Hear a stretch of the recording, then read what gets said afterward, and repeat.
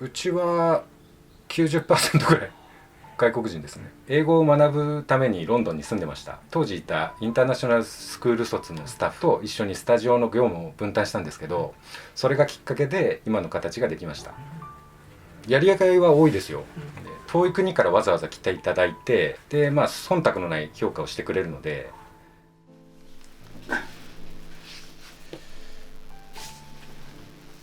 和彫りに関して言うと、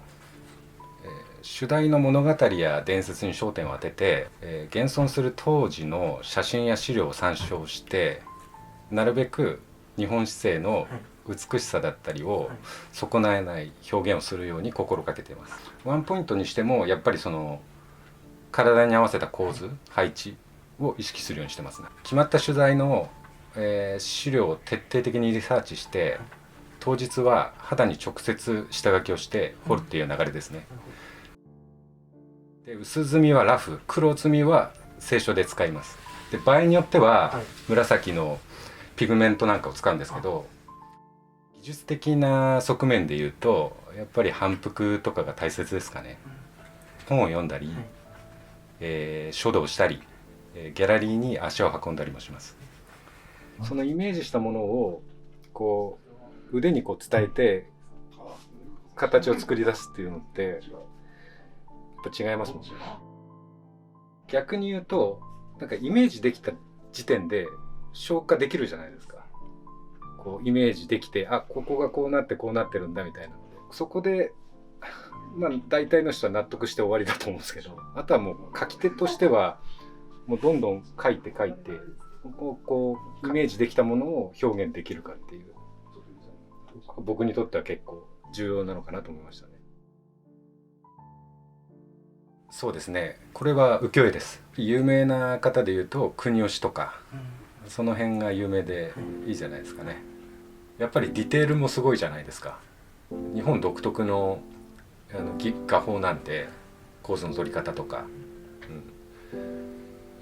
大切にしてることですか。要は品性とかそんな大したことを言うつもりもないんですけど、なるべくこう作風とかにも品を持たせたりとか、自分のアテチュードもなんとなくこう普通に社会人としてただ失礼のないようにだったりとか、不愉快にさせないために最低限のコミュニケーションを取るぐらいで、はい、とりわけ線引きする必要もないと思うんですけど、きっかけとしては少しずつ作品の需要ができてきたっていうところですかね。エキシビジョンだったりにこう参加させてもらうきっかけが結構あって、で日本でも2018年かな、個展をしたりとかして、そういった活動からお客様の目の届くところに、一ハタノズドラゴンズに関しては、私の初めての本作りとなって、出版に関しては新しいアプローチで国際的なクラウドファンディングのプラットフォームキックスターターでローンチすることに決めました。購入型のクラウドファンディングで出版する本のほか原画も同時に販売したり、さまざまな国の人の支持を受けることができて原画も完売することができました。これは、私の作品を世界中に販売するために使用した現代的な方法の一つと言えます。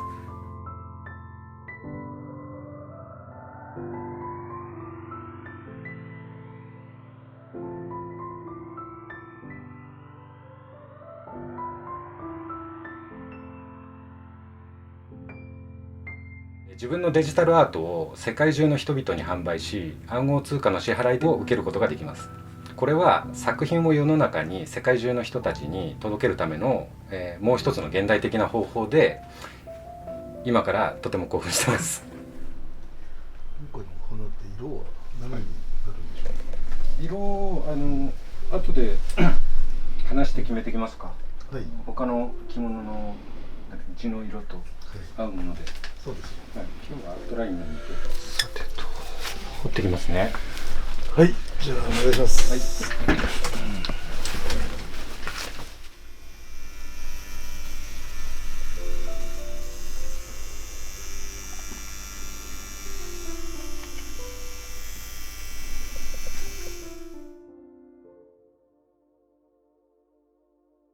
私としては、本などを読んで知る限りでは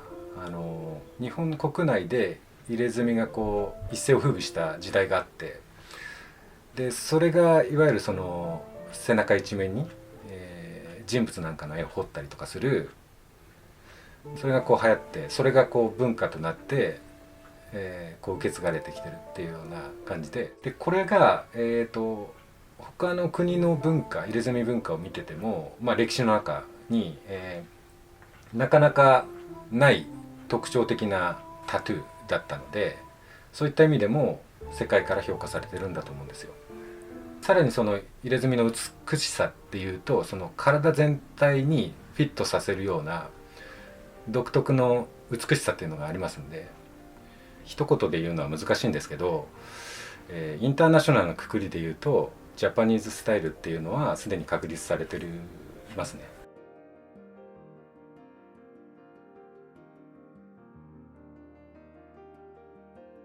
背中は水湖伝の、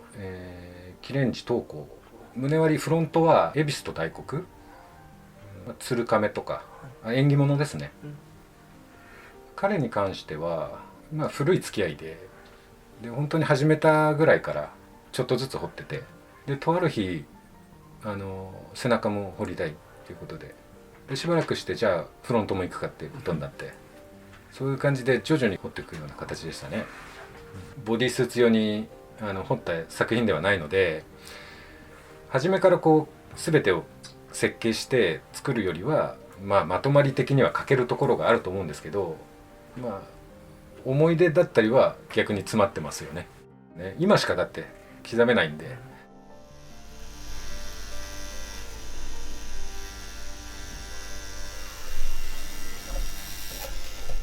もちろん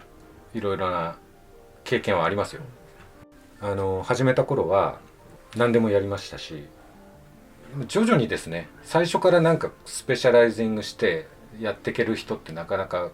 まあ僕はできなかったんで、いろいろやって徐々にその作風の中でこのオーダーが多いなっていうのが増えてきて、それが和彫りだったっていう